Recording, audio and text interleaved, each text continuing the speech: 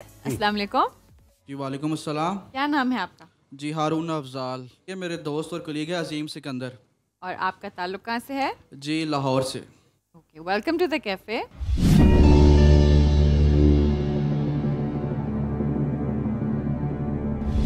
हारून साहब, शख्सियत मर्द है? जी सर। जिंदा? No sir. एशियाई?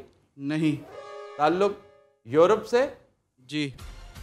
आज यूरोप छाया हुआ है भाई। एक यूरोपी शख्सियत जो जिंदा नहीं है, ताल्लुक मेनलैंड यूरोप से? नहीं सर। बरतानिया से? यूके। बरतानिया छाया हुआ है, सही मानो। लाली आ गई आपके चेहरे पे लगी वो। Go to the graveyard. इंतकाल को 50 साल से ज्यादा हो चुके हैं। जी। ये इनका हो गया 100 साल से भी ज्यादा। हाँ जी सर। तो बड़ी पुरानी शख्सियत है। 1922 से पहले। शोबे की तरफ शोबे की तरफ आए, पॉलिटिक्स एंड गवर्नमेंट, या फिर अदीब? इल्मो फजल है।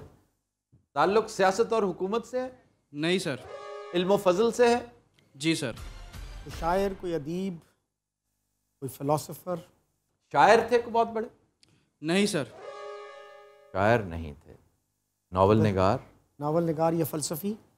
बरतानिया का नावल निगार तो समझ में आता है, फलसफी क्योंकि एज इल्मो फजल के नहीं, हवाले लेकिन से 100 साल से ज्यादा भी हो सकता है, 200 साल भी हो सकता है। हमने नहीं वो नहीं किया। आ जाइए नहीं, आपका भी तो शौक है। 200 साल से ज्यादा हो चुके हैं? नहीं सर। 200 साल से ज्यादा नहीं हुए। 1822 से 1922 के दरमियान। शायर अदीब बहुत थे, बड़े शायर अदीब। इल्मो फजल से ताल्लुक, और वो कह रहे हैं शायर नहीं थे। जी सर। कोई नावल निगार थे भैया? नहीं आफ्ताब साहब। नावल निगार भी नहीं थे, शायर भी नहीं थे। क्या कर रहे कौन थे जी? फिर इल्मो फजल से क्या मतलब? इस पर लगे हुए थे। फिर बाकी फलसफी हो सकते हैं। सबसे मशहूर जो ब्रिटिश पॉलिटिकल फिलोसफर वो जॉन लॉक है, but that was much before that. ये तो वो बात ही नहीं ना, लॉक और हॉब्स के झंझट से निकले। इधर आइए। चार्ल्स डार्विन ना हो गए। हो गए हैं।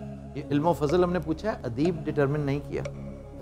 फिर आपने बस इल्मो फजल तो पूछा। शायर भी नहीं है, नावल निगार भी नहीं है, तो फिर अदीब तो ना हुआ वो। ये कोई और साइंसदान, कोई ऐसी शख्सियत जो लॉर्ड मकॉले इसमें आता है, लेकिन उनका पॉलिटिक्स से भी ताल्लुक था और जी वो जी एक बड़ा पढ़ी गहरा लिखी शख्सियत भी थे। फिर ये पूछा जाए जी, फलसफी या नावल निगार? अब उन्होंने कह दिया नावल निगार नहीं थे। नावल निगार नहीं। नॉवेल पूछ लिया। शायर भी नहीं। कोई फलसफी है जी? नहीं सर। तेरा सवाल। गिब्बन का कब है भला डेथ? हिस्टोरियन।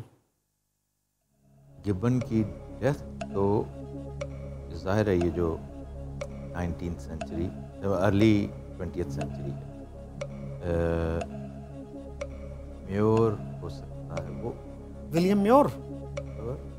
और विलियम म्योर नहीं, वो जो है, हाँ ये हिस्टोरियन में अनदर हिस्टोरियन पॉइंट बी की क्या था? नहीं, उसकी तो बहुत बात की है। 75 में डेथ हुई उनकी। अच्छा पॉइंट बी बाद में नहीं, WG वो क्या वेल्स अभी तो 20th सेंचुरी है। Early 20th। I think he died. HG Wells है, WG Wells? HG Wales.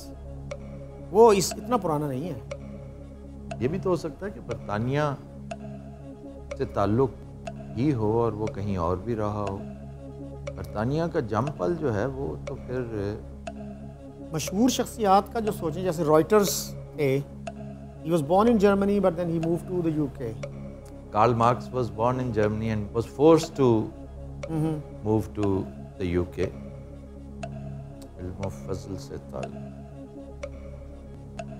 Regardless of the area of specialization, मशहूर शख्सियात जो हैं, कोई बैद नहीं कि गिब्बन ही हो। तो फिर ये पूछा जाए जी, कोई हिस्टोरियन? कोई हिस्टोरियन है जनाब? नहीं आफ्ताब साहब। नहीं।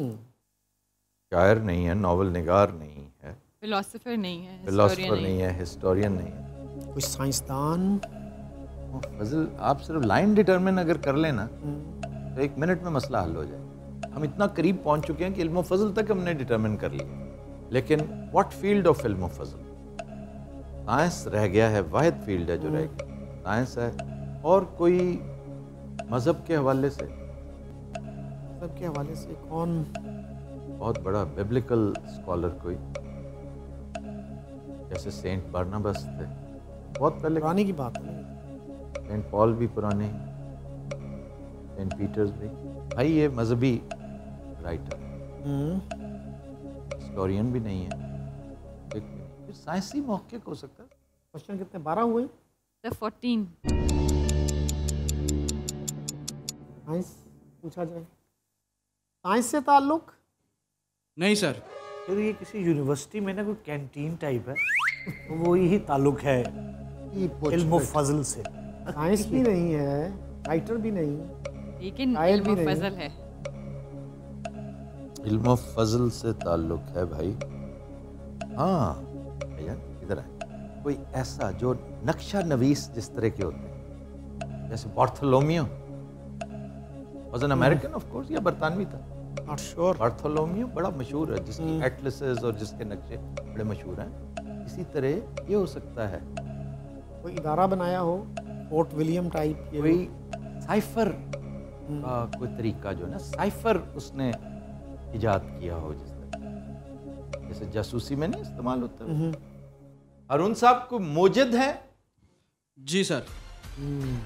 इल्म फजल से ताल्लुक है, साइंस से नहीं है। तो इसका मतलब है उसने ये कोडिंग अनकोडिंग है ना, ये बरतानवियों का बड़ा कमाल है।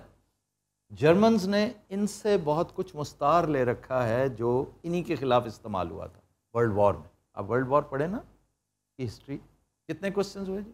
16.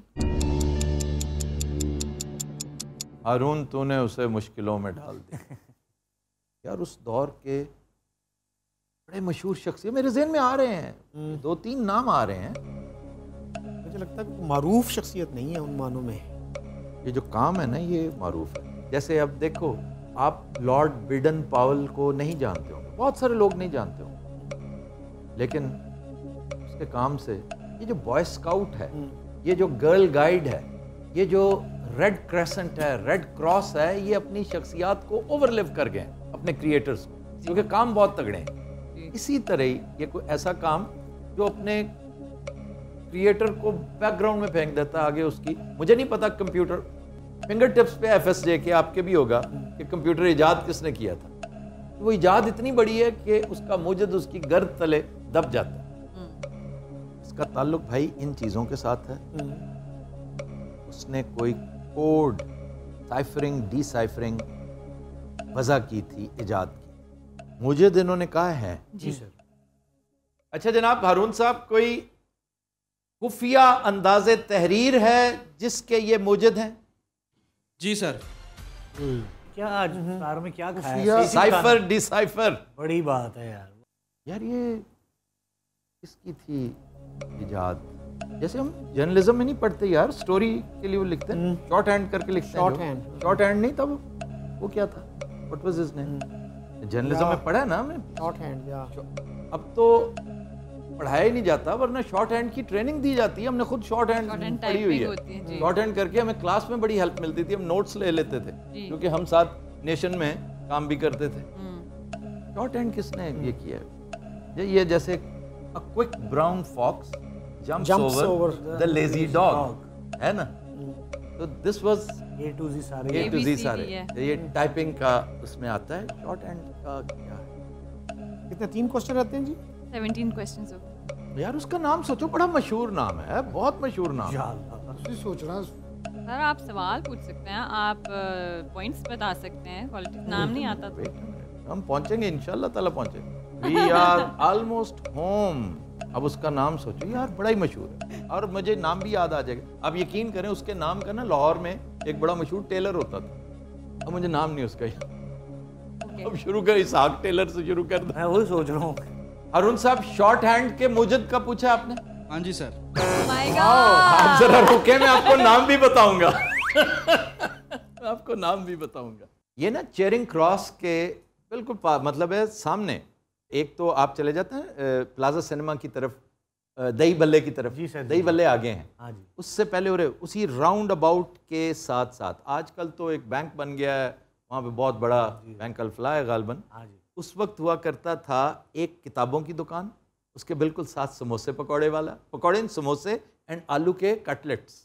मेन्यू भी याद है जी मेन्यू भी जी, वो 2 चीज़ों की वजह से जाना जाता था, पठान था वो। फिर उससे आगे जाते हैं वो सिनेमा की तरफ, लेकिन बीच में 2 बहुत बड़ी शॉप्स थी, एक ज्वेलरी की और एक ये टेलर की। पिटमैन, FH पिटमैन उसका नाम था, ये टेलर का, ये भी पिटमैन। अरे